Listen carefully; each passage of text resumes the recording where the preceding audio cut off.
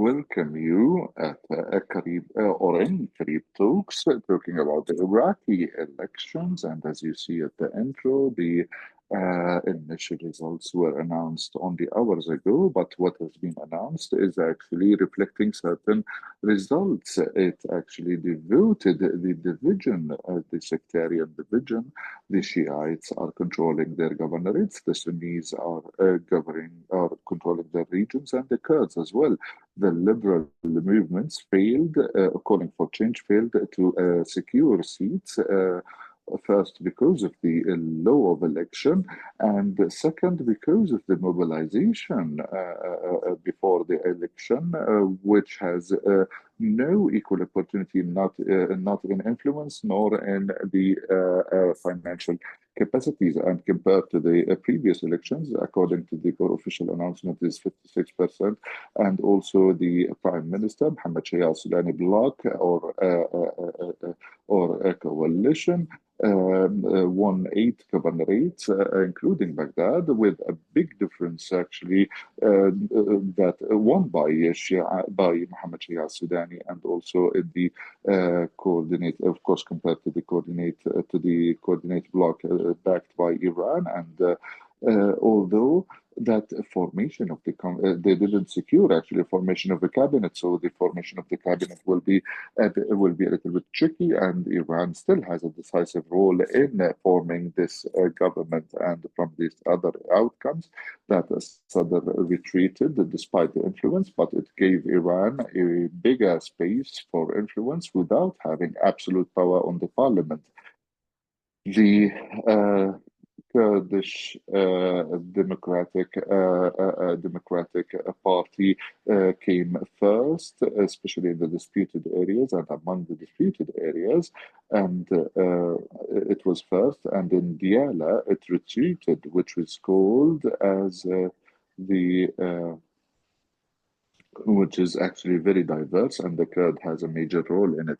And also of the observations that Mohammed Halbousi, the rapporteur of the parliament, has actually, or the head of the parliament, he won the Sudanese bloc and advancing as a Sunni leader, and knowing that this is the first elections after October 7, after tensions represented embalming some of the popular mobilization bloc or offices. And all these developments we will discuss with Manar Zubaidi. She's from Iraq and Iraqi journalist, and also Noor, the head of Nareej Iraqi website, and also Ali from a journalist at the Middle East newspaper, and also the latest gentleman, which I didn't put his name. He's a lecturer at the Strategic Studies Center from the Jordan Universities. We would like to welcome everyone with us. Manar Zubaidi is facing difficulties in joining us. We will continue trying. No, I'm with. We still have some problems with the sound, but welcome. And if you are here, we will start with you. And were you surprised by the election results, Manar? Manar, I believe we are still facing a sound issue. If you can fix it with Ali.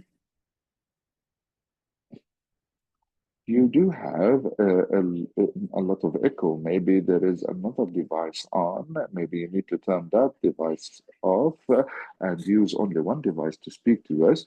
Otherwise, we won't be able to hear you. So fix it, and we will be waiting for you when you come back.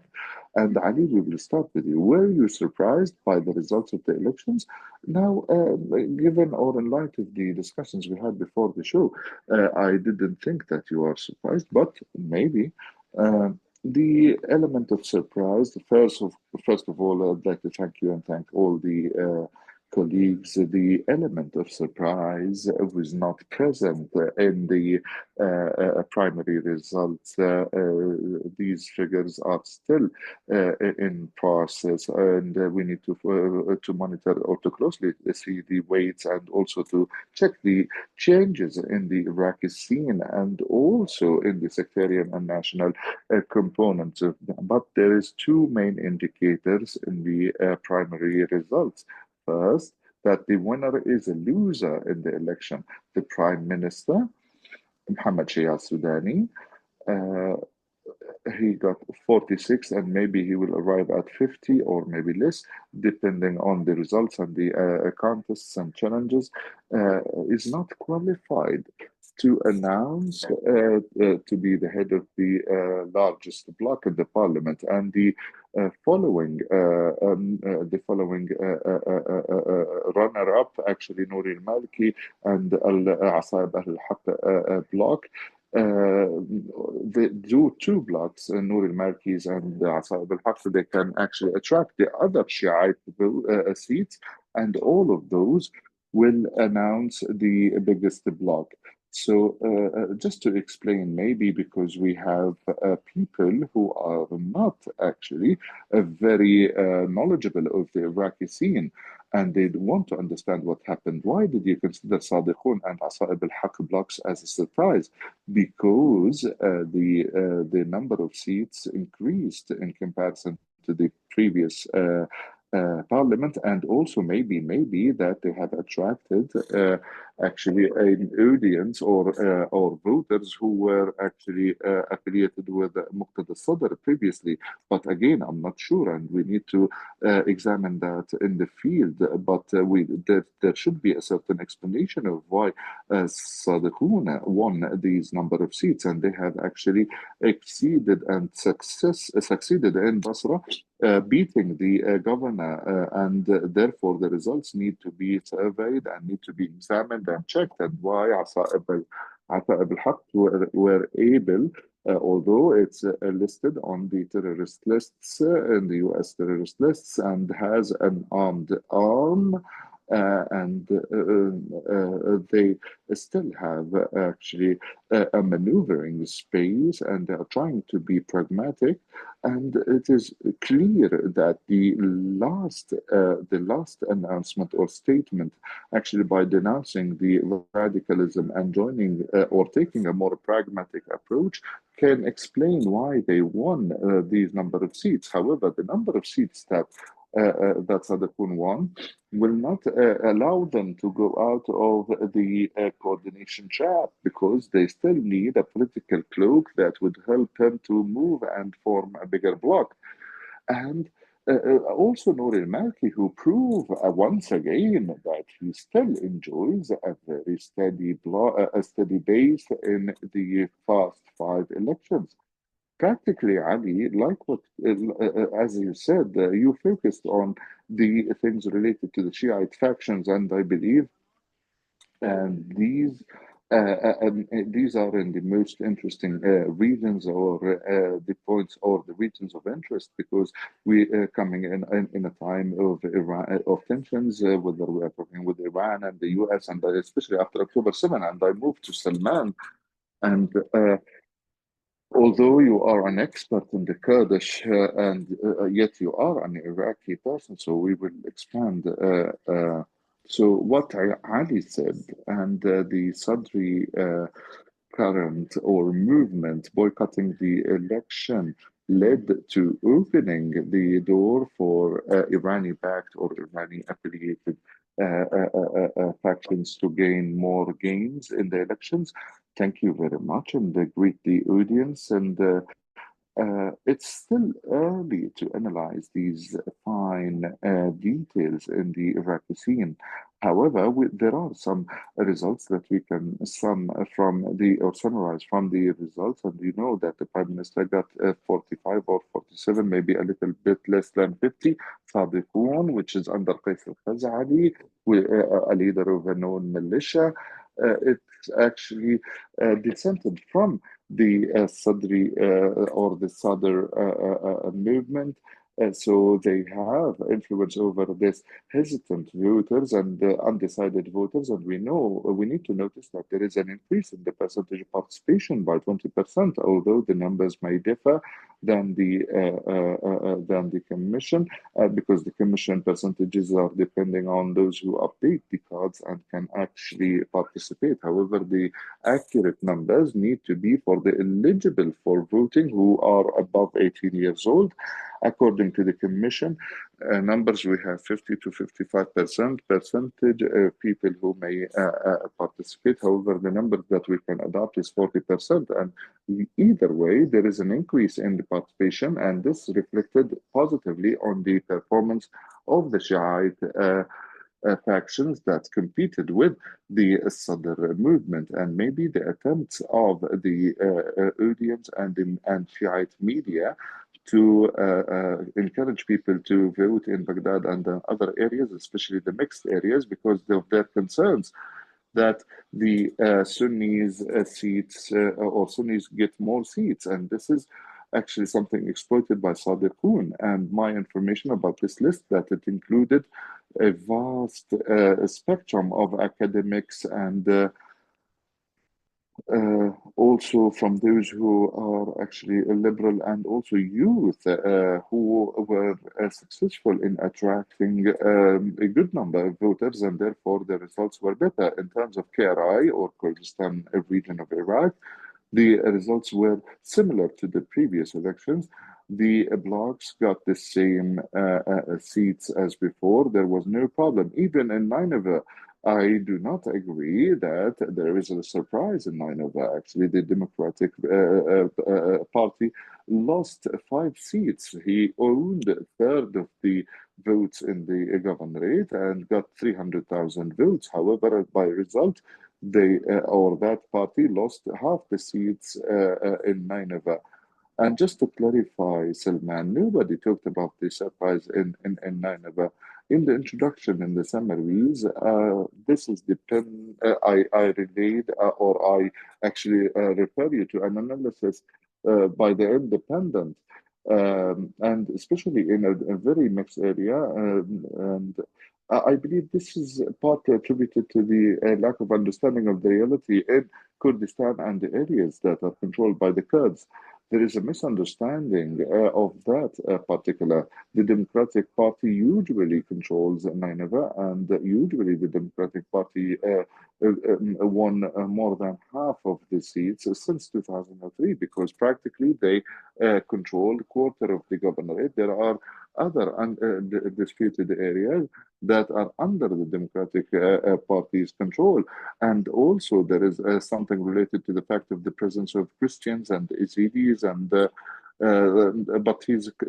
or the Democratic Party controls the plain and Sinjar, and also some of the villages. Therefore, the figures and participation percentages were similar to the past. However, they lost seats because of the nature of the election system or the electoral system that decreased the opportunities of getting more seats.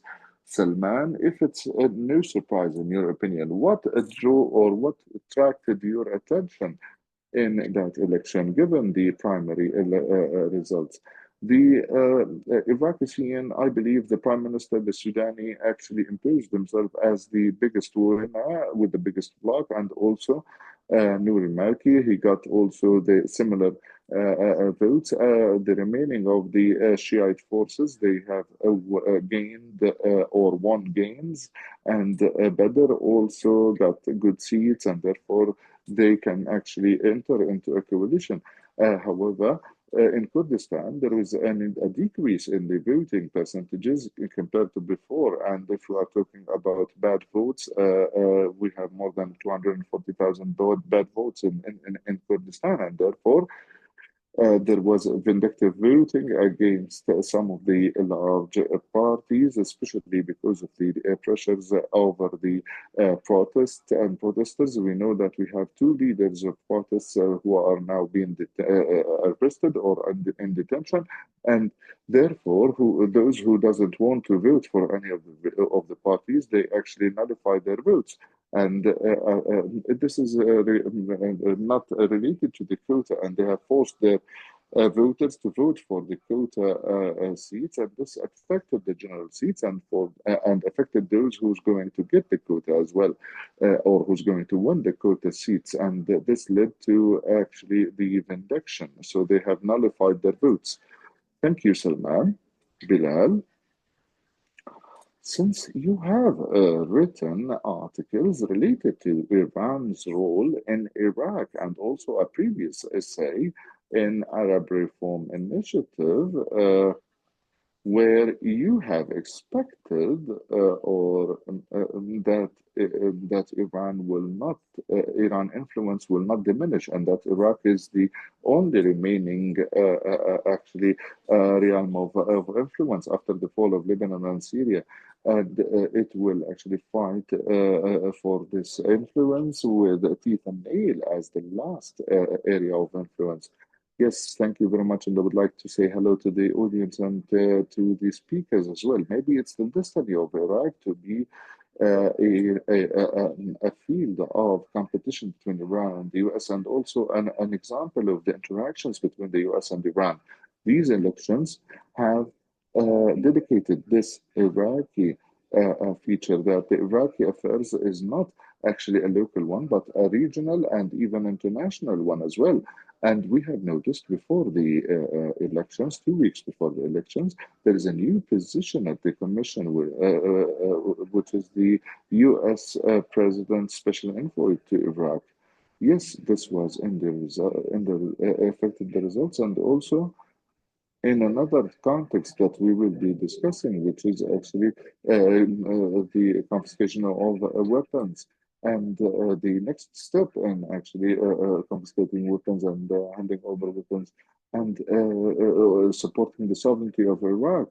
And this is an indicator of what is Iraq is looking at and what is going to be seen or what we are going to see in Iraq. And to see that the political life is renovating every election or through certain balances.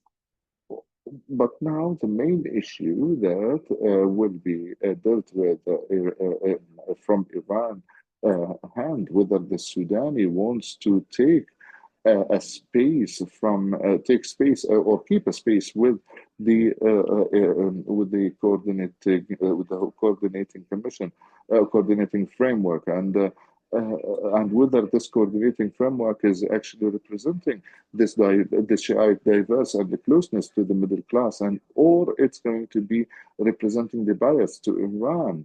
And regarding the shape of these balances, we can define the identity of this coordinating frame, and will identify the cabinet and the government of Iraq.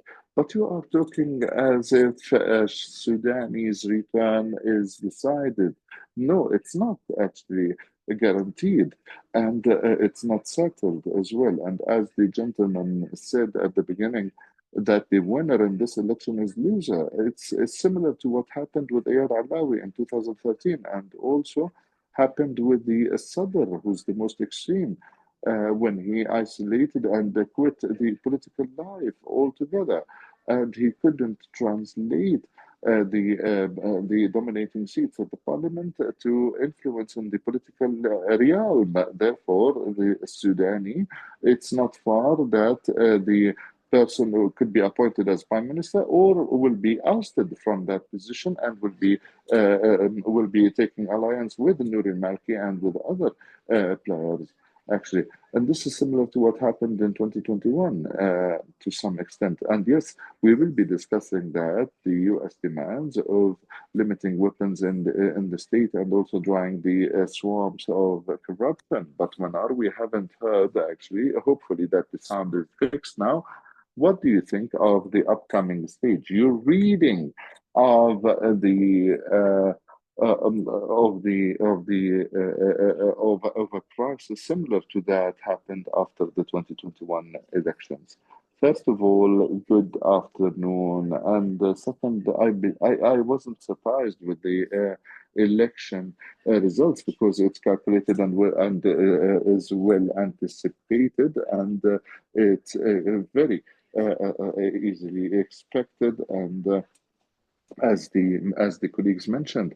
But the most important reason is the adjustment or the amendment of the elections law to serve the biggest parties, and we saw that there is certain limitation of the independent lists or independent candidates, and this is from one hand. On the other hand, the sectarianism that some of the political leaders used, whether Sunnis or Shiites, they have used and they have played the sectarianism court, and the results were very positive for them.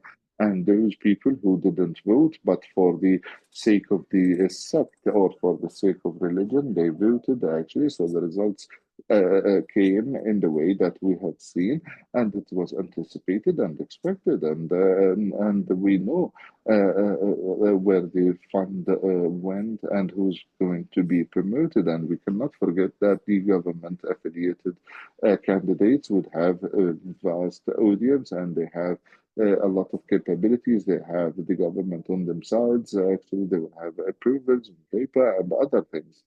So, so just to clarify the idea, that you are indicating a point that there is an influence actually influence race that enabled some candidates to get some votes, and also the money the public money were used in the elections, and you have written something about that. Talking about the money dispensed to control or shape the results. Do you mean that this reflected in proportionate opportunities? Yes, the a person who's actually competent with the money, with the authority, and can take decisions. However, is maintaining the national priorities or the election program or agenda. So, as we see that it's very results depending on all the inputs and all these factors, and we have seen the results as we expected immediately. Maybe there is some advancement in some governorates or decrease in others, depend on the population. And as for the future state, we have seen Al Muqtada Sadr militia or a group anticipating that there is some shortcoming or some disorder in the or mis or actually some confusion in the votes of Shiites. However, there is an increase in the participation in the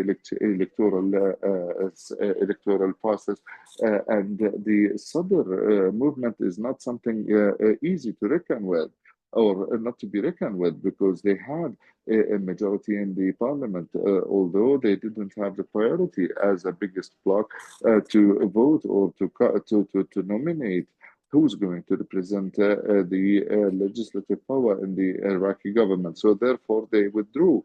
So, and they thought that this withdrawal will impact the reshuffling and the formation of the government, because they are questioning the integrity of the elections, and questioning the integrity of the elections, and talking about corruption and talking about nepotism. And although that the election or voting is actually something, or this election is considered as a symbol of freedom and democracy for the symbol, but they look at the coordination frame and those who actually allied with them in that frame, and they were surprised with the change of the policy of the Prime Minister, the Sudani, Mr. Sudani, and it wasn't up to their actually liking, and they want the Shiite component to be represented in the executive branch. So, my opinion is that the results are still in the period of contesting and challenges, and there is more than 100 challenges, and this will cause slight changes in the seat number, in the vote numbers and the seats, and also the final election results will stop after the court settles the challenges in the results. And I say that it's not easy that the Sadri current or movement would withdraw from the election, and as we saw, that the message actually sent by Muqtada Sadr, the representative of the religious reference and scholar, as if he is actually blaming him for that. Manar, in your opinion, that these elections indicated that the Sadri movement is retrieving or retreating actually due to this indecisiveness, because this is not boycotting, this is not resigning the political life. No, this was a sign of or an act of protest of the distributionary positions, and also all the statements of the Sadri movement. They are looking for a government. They are looking for a political or a moderate political current or a movement that do not actually marginalize all the components of the society. However, if you see the same faces, same personalities, although you have some new characters. However, Sudani actually won completely eight governorates in the center and the south. Maybe we have only two governorates, which is Wasat and Basra, where the prime minister didn't get the highest votes, but he was number one in Baghdad and the second in Iraq. And I believe this doesn't mean that the prime minister will be the leader of the biggest bloc or to get a new term as prime minister. And this is reliant on political alliances. And we are talking about the Shiite coordination frame and the Kurds and the Sunnis and the rest of the components of the community. So everybody is looking for the political interest and also the interest that paved the way to arrive to influence and resources. Manar, we will get back to you, and we have many excellent topics to discuss. And I do have a question for you, Ali. If you have any comment, please go ahead and interrupt me. But I go and ask, why do you think this increase in participation or votes number? I cannot assume that the numbers issued by the commission is not true or not real, and we need to verify that very thoroughly before making these allegations. However, we need to assume that these numbers are real, and even understanding from some of the minor adjustments from people from Nineveh, from Anbar Governorate, there is a higher enthusiasm from the Sunni component of the community in this election, in addition to the sectarian mobilization within the coordination frame that encouraged the followers, so that these parties can say that they can challenge Muqtada al-Sadr. However, the larger percentage is from the Sunni Islam, and also uh, there is a little bit higher participation from the Shiite audience, and also this reduced the impact of Sadr boycotting the elections.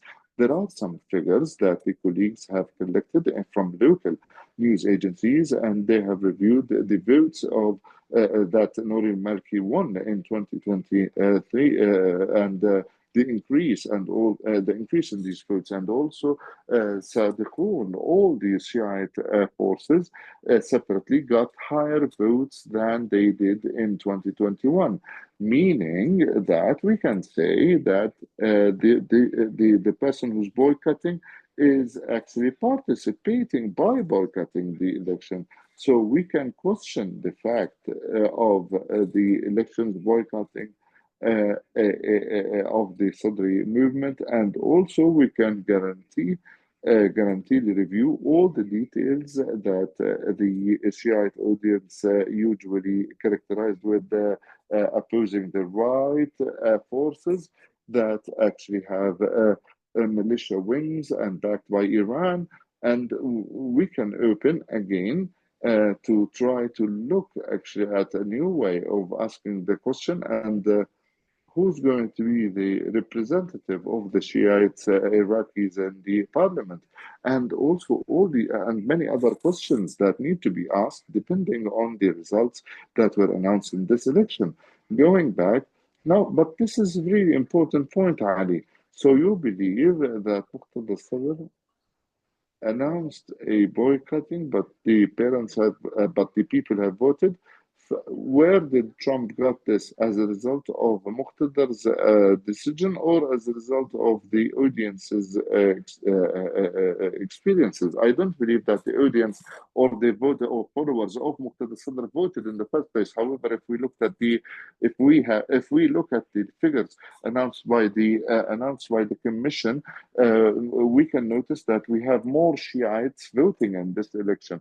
And also, the forces of the coordination framework were able to mobilize people and fill the vacuum left by the Sadri current.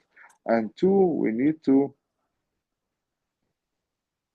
maybe after 105 and 106 actually election cycle, do we have in Iraq actually a scene that is actually ready for sectarian attractions rather than reviewing election programs and agenda? I believe this question need to be actually raised by the results of this election to verify the trends, the electoral trends in among the communities in the south and west of Iraq. This is a really important point, and I will ask Salman about the details. So the entitlements actually in Iraq is very pressing. We have U.S. Demands that are very high.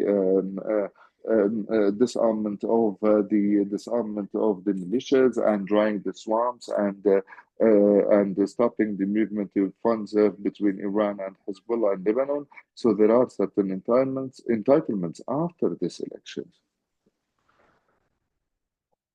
What I want to add to what Ali mentioned, where Sudan came with these numbers from, and this is a really important addition, that if others raised their figures or numbers or maybe got the same results, and I believe most of them increased. So where Sudan came, who was part of the scene and represented in the government, in the previous government or previous cabinet. So these votes that went for the Sudani is really important and can be attributed to some what to the boycotting of the Sadri movement, and so also in some of the areas that were controlled by the Sadri were empty, and they have warned their followers from going to the election posts or centers, so they have impacted the elections. However, there is a new audience that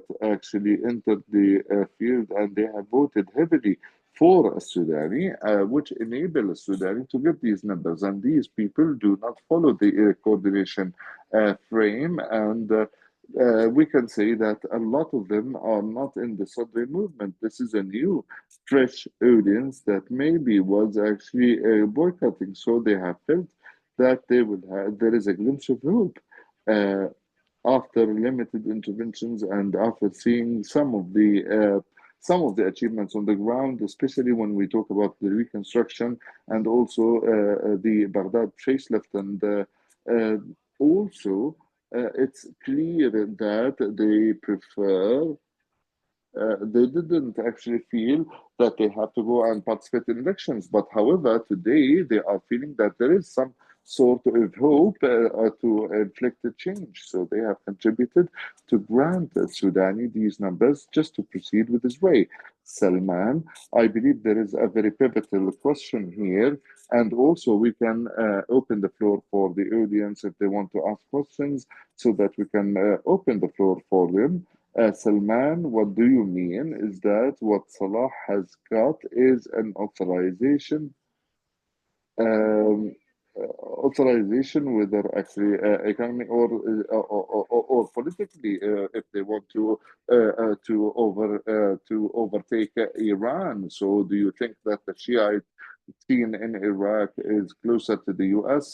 Now we see in Syria that the Shia met with the US president, so there are many indicators that that the Shiites in Iraq are or want to overtake Iran, and I don't believe the answer by Salman by the votes achievement. I believe to large part, this is related to services. The audience are looking, or the people or the voters are looking for services. So, and there is other audience that's looking for a way out of the crisis that the crisis that the government of Iraq is going through, since we have two actually factions that are controlling the street. So there are people who voted for Sudani because so far he maintained the discussions. If we have actually but unfortunately, up to now, the Sudani did not actually sever himself from the network, because all the seats that the prime minister got will not allow him to actually move freely. It may not be actually enough for forming a government.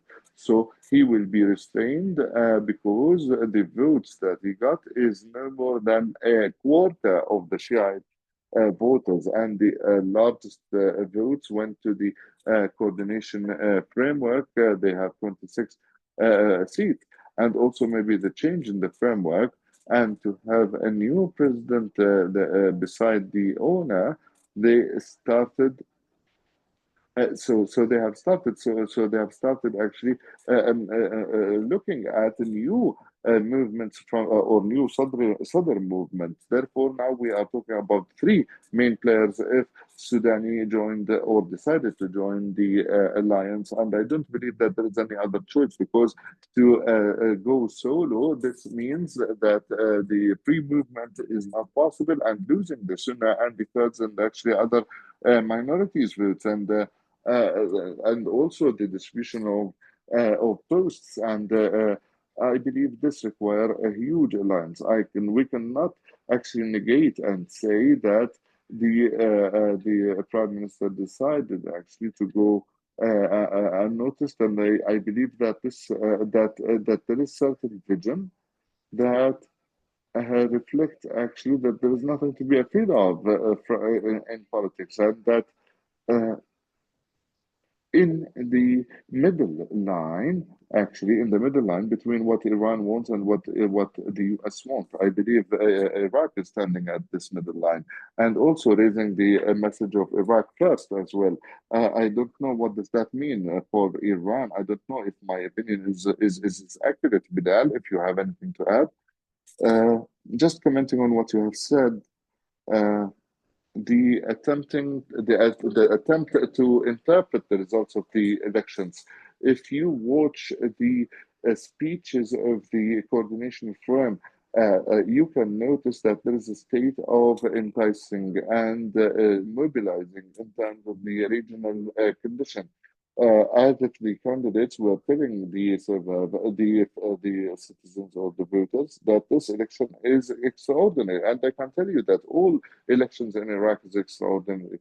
So whether the coordination frame is being actually is being reduced actually in this election, and I'm not talking about the elections in this result or the results in that election only, but I'm talking about the diminishing Iranian influence in Iraq. So I believe there is actually a state of enticing or enticing actually in the region, and also if if there is something that I want to ask actually, when the coordination framework actually were able to achieve that actually, can we take into consideration that the final product will reflect the or will be useful for you, or will actually benefit the or the popular mobilization actually and the Sadr movement? If you look at the figures, and with the presence of the Sadri movement factions or powers. And but if we want to look at the digital gap away from that, maybe you can answer and you can interpret the increase, because there is a 73 MPs who are actually under the Muqtada al-Sadr affiliation or Muqtada al-Sadr work. So what's the reference point that we are comparing to? So are we saying actually the parliament with the presence of the Assadri movement representatives, or the prime ministry without the participation of those people? So I think that the Assadri movement will have more freedom in moving in the country, since they are still actually being considered as outside of the political process. Bilal, if you can just tell us more about the entitlements and the story of this parliament and the new government. Actually, we have entitlements represented with the U.S. with the U.S. interventions, and that. Iran, on the other hand, that doesn't want to lose Iraq as a field of influence for them. And apparently, the priority of Iran is Iraq, and the Iranian influence is not something related to the militias. The Iraqi field is accused of being the winning card in the hand of Iran to maneuver and to actually reduce some of the penalties. And looking at the Iraqi is an the Iraqi SWIFT is a representative or replacing actually app for Iraq as well. So if we are talking about Iraq, it's a SWIFT, and for the Iranis as well. So the Sudani uh, made certain speeches in regard of combating corruption and the document cycle. And we can guarantee that all documents are being prepared by Iraqis. And therefore, I believe we still have many challenges, and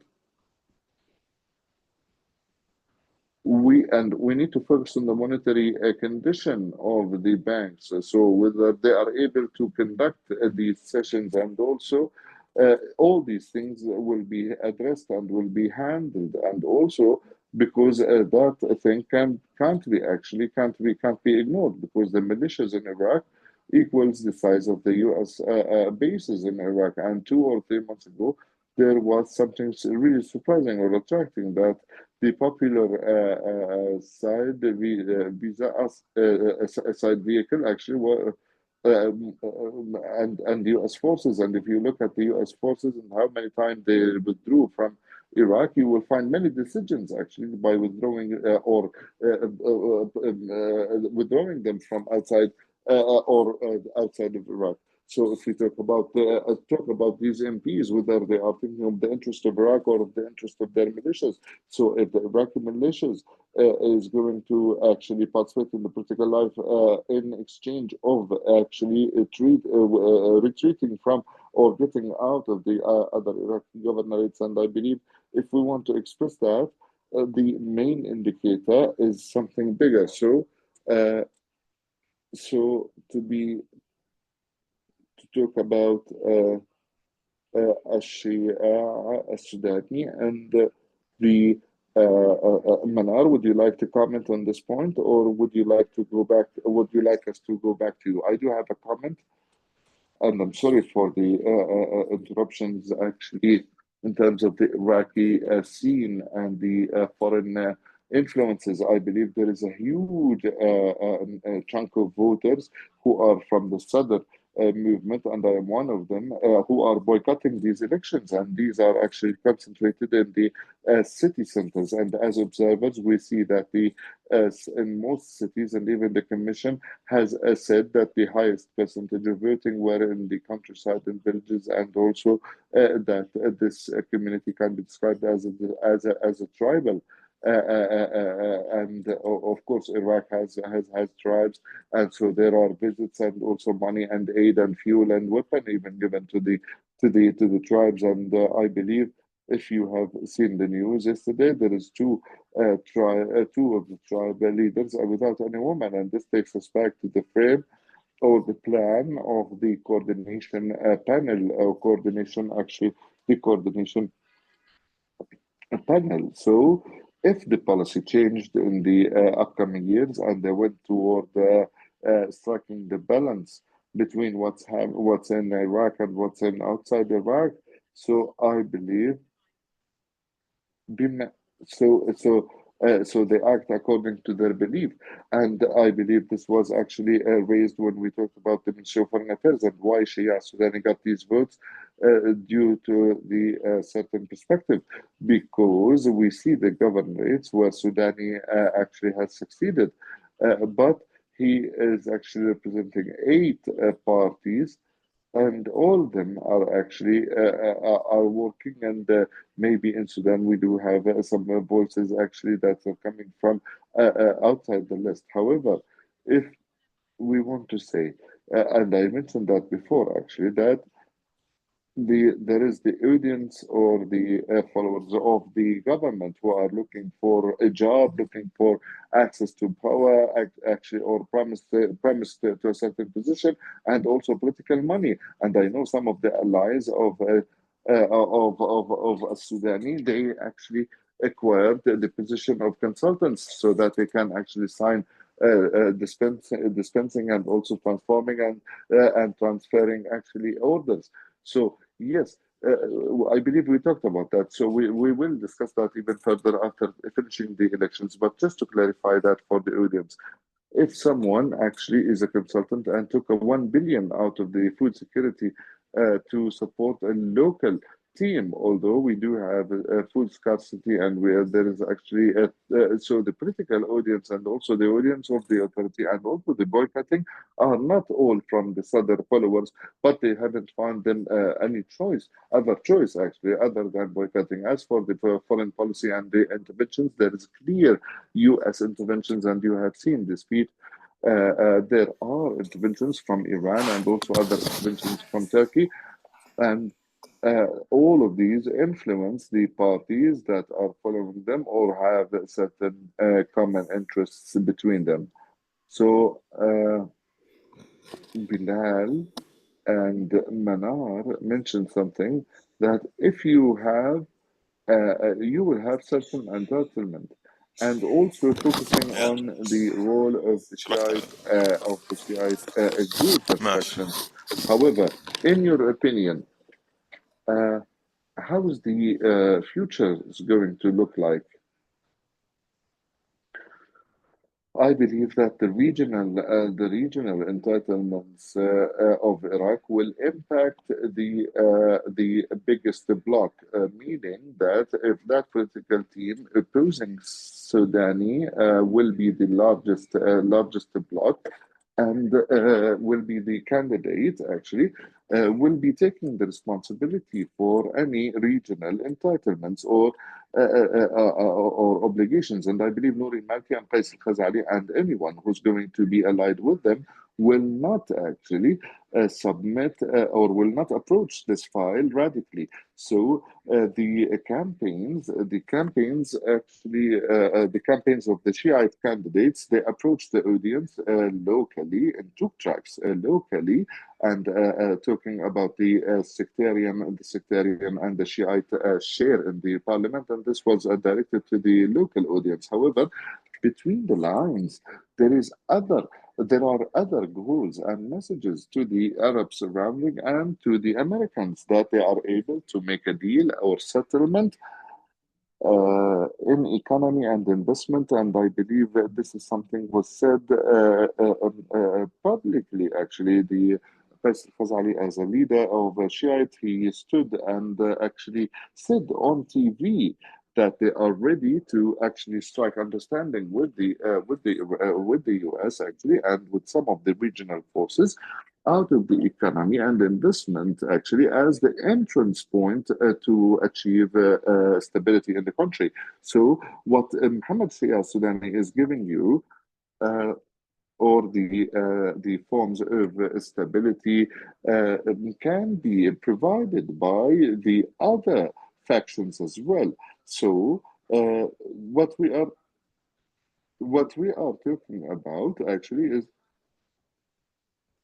I believe they realize that the region is changed, and the The messages that messages were that we received have. consecutively behind the scenes, under the table, through individuals and so on, that were like received by the decision makers in the coordination framework actually were saying, these messages were saying that prior to October 7th was different from what is post October 7th. And then the Iraqis need to realize this fact.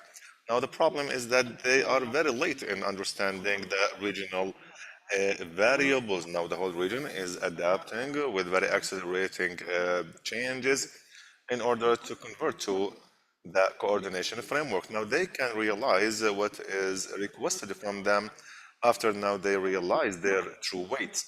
Now the formation of the government is going to be a key in order to understand these changes that will happen to Iraq. Later on, we will delve into details how we are going to deal with the factions. Could they be dissolved, disarmed, combined, merged, or get to a settlement with with some of the faction leaders?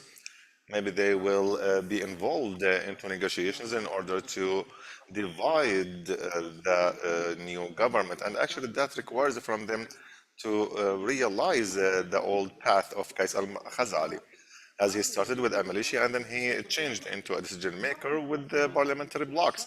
Now, why shouldn't they follow the same track? It seems like a good one for the future of the faction leaders, and they can make deals by that.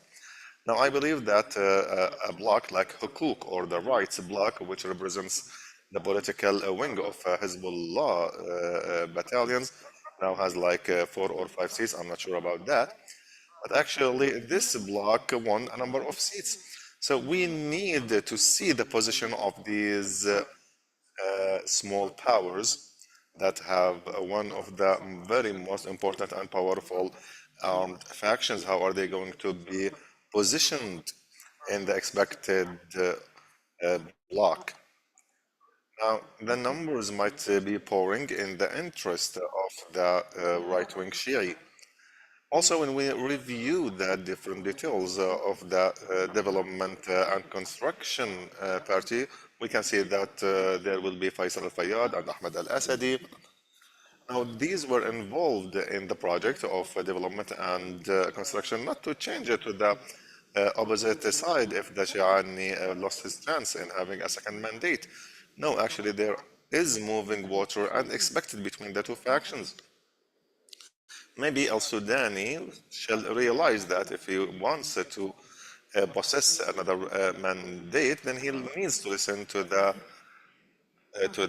coordination framework. Now, it is not a matter of methods or political conflicts. No, actually, there is the problem of um, uh, personal problems. Now, Al Maliki perceives the Sudani as one of the sons of the Al Dawa party, and now he is a rebellion against him. So, the Al Sudani actually is cloning Al Maliki's experience. Al Maliki perhaps is not really comfortable for the Sudanese joining the senior club, so to speak, while at the same time using the same tools that Nouri al Maliki used in the past and turned into a big leader. Even the people of the coalition of development and construction actually the same polarization al Maliki did again actually is dependent on jobs in the public sector and so on, and creates this kind of easy coalition between the tribes and the public sector. Your points are really important, so I'm gonna move to Samman for one reason because we promised him because he is committed to another event. Samman, I'm gonna ask you a question in light of what has been said about El Sudani, and there is another question from Qasim. So tell us a little bit about this. Now, will the coordination framework, in light of what Ali said, the answer is no. I mean, the coordination framework, is it going to nominate Al Sudani, or has it been clear now that the disagreements will take or will change the direction of the events? Actually, there are so many disagreements between Al Sudani and the rest of the coordination framework leaders. The problem is that the Al Sudani doesn't have an option in this case but to resort to the coordination framework. Of course, he is, along with the Kurdish forces, he won't get the numbers that qualify him to be involved in the risk of being a prime minister again. This is not an available option for the time being. And even for the rest of the partners, I believe that this will not stand any chance, specifically that he used to have around double the number. And Despite this fact, actually, they failed in creating a coalition that might propose a prime minister outside the coordination framework. Now, Al Sudani now is going to think deeply about this, specifically given that there are two wings in their movement, which is a fixed part of the coordination framework that might defect at any moment,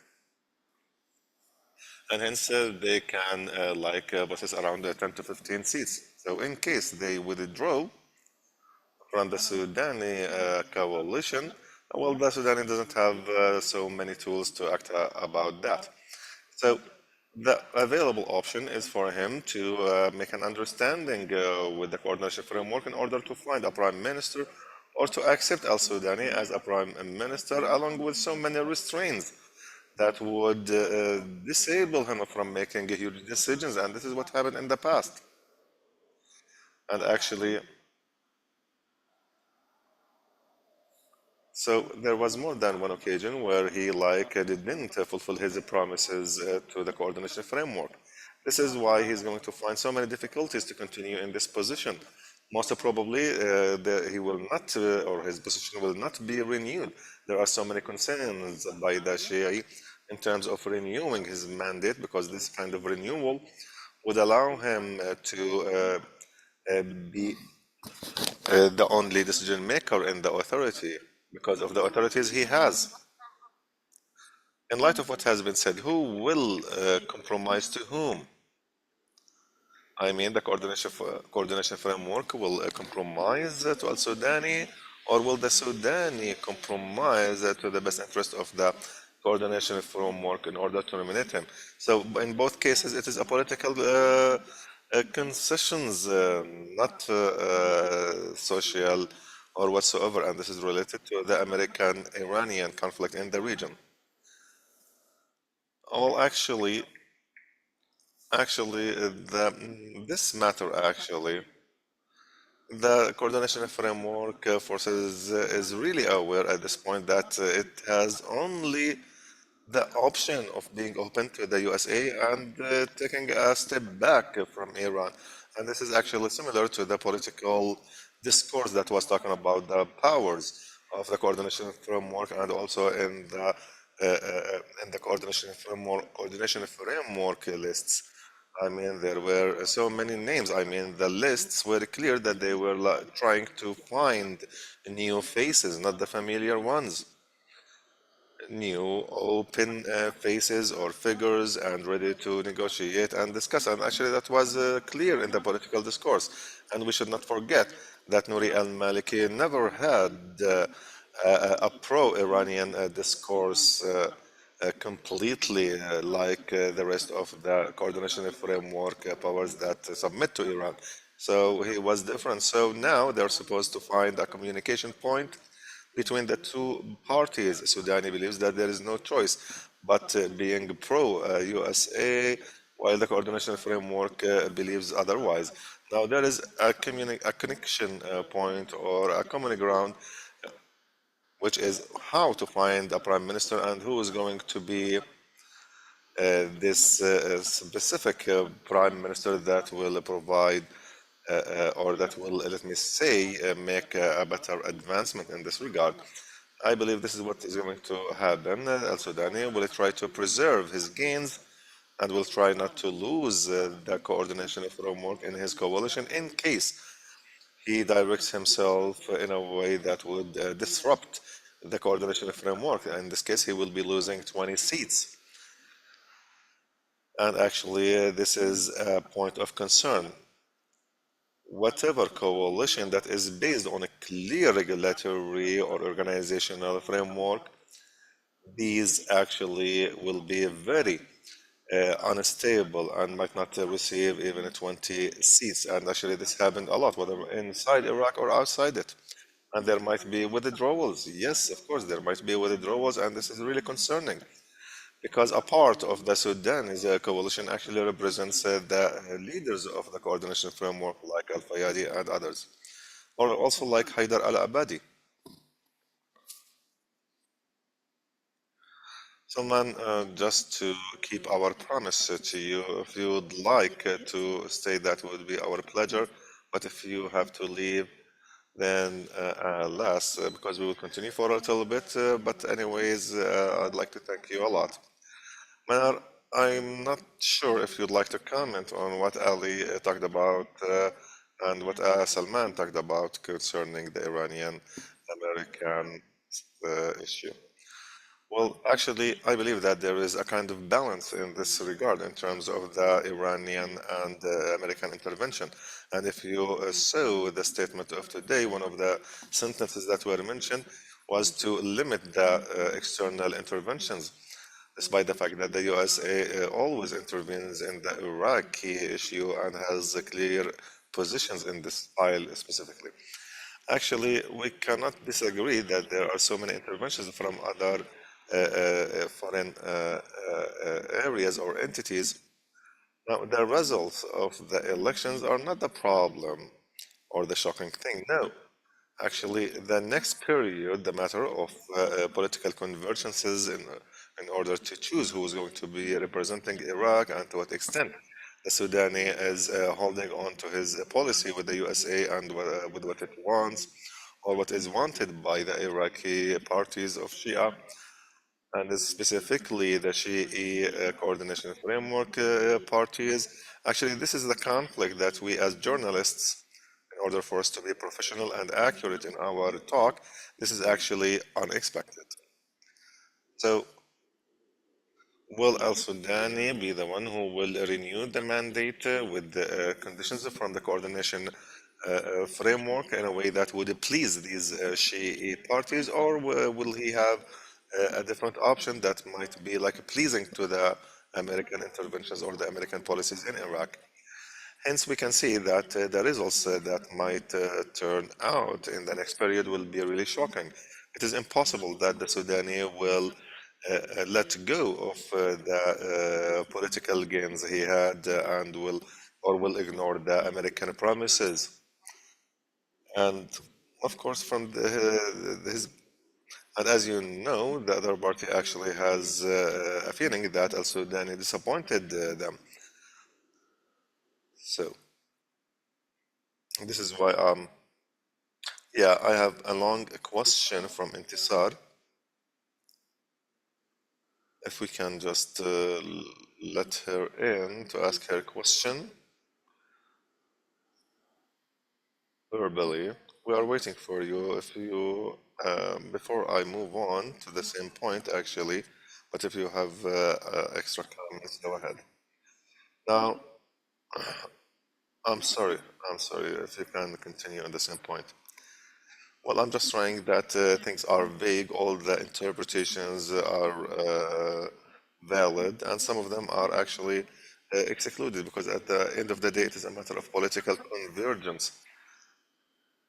Of course, there are so many votes and political gains. Like we said, Al Sadiqun received so many high votes in Basra, and in Basra there is a big population. So actually, the option concerning the choosing of the government is actually vague and is not related to the number of votes that this or that party received.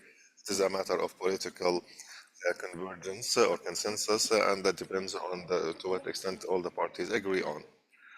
Bilal, you talked about the pragmatism of Iran when dealing with Iraq, and you said that Iran doesn't want to lose this file, and hence it's going to be very pragmatic when dealing with the different developments. Now, how can you translate your analysis to the Iranian pragmatism with Iraq after the results? Well, pragmatism, in my opinion, actually falls under the adaptation with the regional or the Middle East requirements after October 7th, which is about retrieving the recognized authority. So in this case, the Iraqi court will have certain entitlements to deal with so many important files. Now, in parallel to this pragmatism, Iran actually is expected to be wise through showing that it has responded to these conditions without compromising its powers in Iraq. So perhaps Iran shows that it is concerned with its local files and dealing with the security breaches that happened in its area and dealing with the livelihood there and so on. And also to recover or let me say, to recover from the different punishments or penalties. So Iran might withdraw a little bit from Iraq in order to give more space to the sovereignty of Iraq, but at the same time trying to keep its political gains there. And perhaps it might be a kind of political maneuvering more than a matter of repositioning itself. Speaking of the Iraqi positioning, actually, this is totally related to Iran and the USA. We should not forget or ignore that there is a great Arabic power headed by Turkey and Saudi Arabia, UAE, even Jordan has certain intersections and interests when it comes to the Iraqi issue. Hence, the form or the identity of the next government might be a response to what is happening in this region as a transitional period.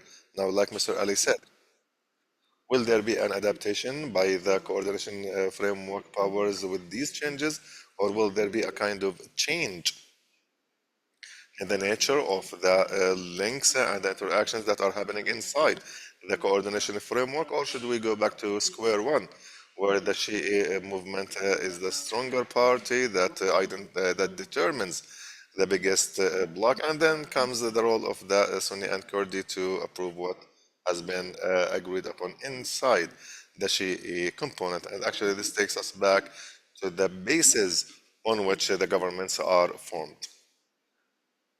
Thank you. So I'm gonna let Intisar in. Intisar, please introduce yourself. Good afternoon. This is Intisar Al-Mayali. I'm a human rights defender and a journalist as well. I'd like to thank you for giving me this opportunity and for this invitation. I'd like to thank the speakers for your great interventions and showing the Iraqi situation after the elections. This was very accurate. I'd like to draw your attention to a very important point. I hope you can hear me well. Of course, we cannot forget to indicate the important thing, which is the fierce exploitation of the political money and the political power. All the different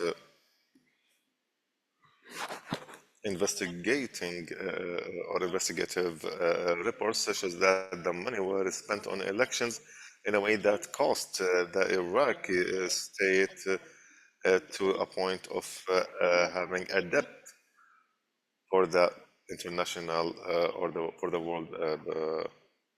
World Bank.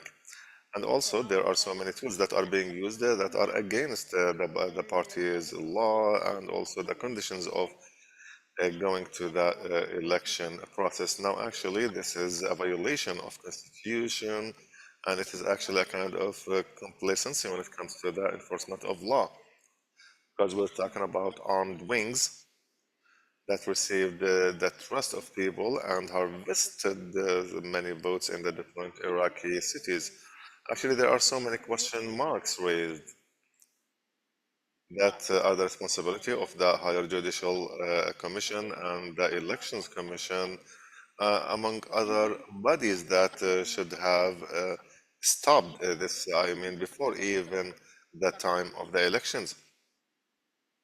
Now, the question that remains, are we on the verge of a government that is based on a national approach that is not taking into consideration the parties and the different movements in Iraq up to, or is it similar to the previous government? Is it really ignoring, or let me say excluding, the sectarian approach or impact? Now, if you want to be optimist about the future, it would be great if we get out of the conflict zone. And this takes us to the question, what will the government be like? And to what extent is that affecting the democracy? And will we have a true brave political will that will stop having the factions having its arms and weapons? And will we be seeing a government that meets the ambitions of the Iraqi people, that is based on a clear national Iraqi principles, and with limiting the foreign interventions? Now, we as journalists, we were actually banned from accessing the election points or even outside the election points, while some personalities or individuals would get inside while they are not having the Iraqi identity. What do you mean that they don't have Iraqi identities?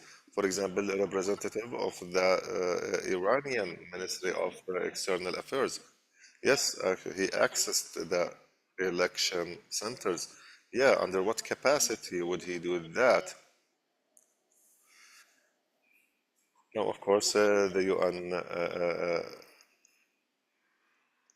envoy, he can go there, we understand that. But what gives that right to any official like Irani or from any other country to get to the Iraqi election centers? Now, back to the point that the more we trim the convergence-based approach, I mean, if we get back to the convergences or agreements approach, then this is like a kind of assassination to the democracy process. We cannot speak about building democracy that is based on convergences or consensus. That's it. Thank you so much. Thank you so much for addressing these points. Of course, we talked about the uh, uh, uh, financial limits. I mean, if there was a kind of limitation to the financial ceiling concerning the elections, will the results be different? I mean, the Iraqi voters are frustrated. They want change, but now there is mobilization, and you said that the financial factor is a very important role in determining the results. What do you think? Well, actually, now I have suspicions about what the Iraqi voters really need. I cannot. Now, after the preliminary results and the percentage of participation, there were so many question marks in my head raised about about the Iraqi voters who are involved in the Iraqi elections last Tuesday. What does or what do the people want? Is it really that 12 million Iraqis voted in order to keep the arms in the hands of the state? Actually, the numbers don't say this. But was this a valid slogan? I mean, the slogan was there, and people were invited to vote based on slogan policies, right? Actually, those who supported this kind of slogan did never enter the parliament. Now there are MPs who represent the civil movement and so on. Actually, they went through a very fierce war, and some of them were excluded, like Naman al-Jassim, who went back once again. Of course, the election system and the election threshold play a role, but actually to have a slogan like limiting the arms within the states, actually this needs so many votes in order to represent. I'm sorry, I'd like to interrupt you. I'm sorry because we are running out of time. I have one question for you. The higher judicial council, is it biased or unbiased? Actually, it is supposed to be neutral, yes. But if it is was But if it was biased, then I believe that it plays a very delicate role, or let me say a critical one when it comes to the intervention with the political process. I cannot say that it cannot impact the political tracks. I believe that it realizes the balances among the players, and its decisions will lead to results that would favor one party on the expense of the other. Now, whether it is a bias or non-bias, actually, it influences the formulating of a political formula that actually is in favor of the Shi'i party. Salman, since you are still with us, I have another question related to what Intifar said, because the national consensus government, I mean, even we in Lebanon, actually, we were burdened with these slogans, which turned out to be like turned out to be a matter of dividing the portions and so on. Now, are we taking this direction in Iraq under the title of the national government that gathers together all the winning elites that you talked about? Actually, in Iraq, this is highly unlikely for the time being and even for the years to come. The sectarian system that was formed actually is beneficial to all the main powers in Iraq, whether Kurdish or Arabs or Shi'i or whatever. Hence, no one is ready to compromise this game because it is really good in the corruption issue and, of course, in the sectarian recruitment, and also to continue in the authority using the same current approach.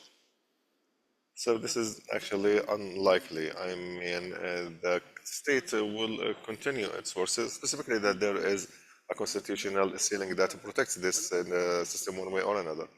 Regarding the arms that belong to no one, well, actually, this was not a slogan in the previous phases because the matter of unruly weapon, I mean, it is like a very imaginary slogan, and nothing can be done according to it. Even in Kurdistan, actually, for 30 years, we were never able to collect the weapons within the Kurdistan region. There are still two parties that own weapons, and they are very active. And this is going to continue in Iraq.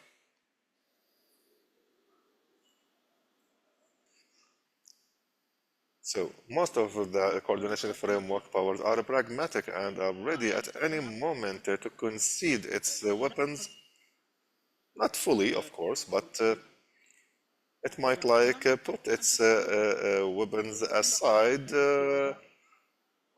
provided the condition that it continues in the power. Actually, continuing in the authority or the power is what pushed it to keep its weapons aside. So, in case it has the option either to leave its weapons or be engaged in the fully political process, then actually many of the or the majority of the Shi'is option would be to continue with the authority. This is why I agree with Mr. Ali that why should not Al Sadiqun move? I mean, it used to be a militia, and then it turned into a political entity. So why wouldn't it leave the weapons aside in order to be active in the political process? Now, all the Shi'is movements are ready to do that, except for that one because it was didn't submit to the Irani will because of the religion. So this is a very important point. And it is my personal conviction that these are ready to waive so many or concede a lot in this regard on the condition that they preserve the authority and they become the main decision makers inside the country. My last question to you, Bilal. Do you think that Iran failed in other countries when it said that it is controlling four capitals and was or succeeded in Iraq? Is this success guaranteed in the future, or do you think that perhaps this is just a kind of maneuvering? Well, actually, the main issue that in the past we were talking about an Iranian power and talking about the elimination of that. is still difficult. I mean, even the Israeli media keeps talking about the capacity of Hezbollah to recover itself actually exceeds the power of the Lebanese army in rehabilitating its infrastructure to be able to collect the weapons. Even there are talks about having soldiers that follow Iran that can be exploited as security cells. Now, when we talk about or say Iraq is the last court, this doesn't mean that Iran doesn't have a regional access or assets. No, it still has a presence. And by the way, when you have a little or limited presence, you might be even fiercer because you don't have much to lose. Speaking of the Iranian influence, now we cannot ignore that there are Al Houthis and Ansarullah that might be like the air for Hezbollah. And when the truce was enforced, the Israeli Minister of Defense, even the military leadership, they were saying that there is a postponed mission concerning this regard.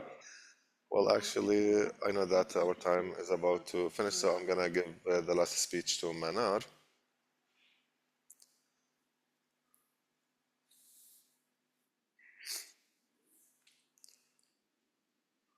I'd like to comment on what has been mentioned by Intisar. She was asking if the sectarian approach will end. I say no, because this was established in 2003 by the USA and started with a transitional council that consists of members based on the sectarian. So I believe that this is a project to be everything sectarian in Iraq. Now it is now a political norm that there are certain components that control the Iraqi decision in general, and this is like a cake that has been distributed. And I believe that this is related some of the parties' relationship with the coordination framework, which has a doctrine nature, and this is something that we cannot decrease its influence. So, of course, they do not feel safe when it comes to coming close to the USA. Perhaps this might take place in only one case, in case America and Iran reach agreements. This might affect Iraq. Yet, concerning the future, I do believe that it is vague and might come up with many surprises, just like the ones that we saw with Al Julani being the president of Syria and the penalties on him were lifted. I know the situation is changeable. I'd like to thank you, Manar Zubaydi, Sameh Noor, Ali Sarai, and Bilal Al Adaila. And I'd like to thank all the participants and audience and see you in different other talks. Thank you.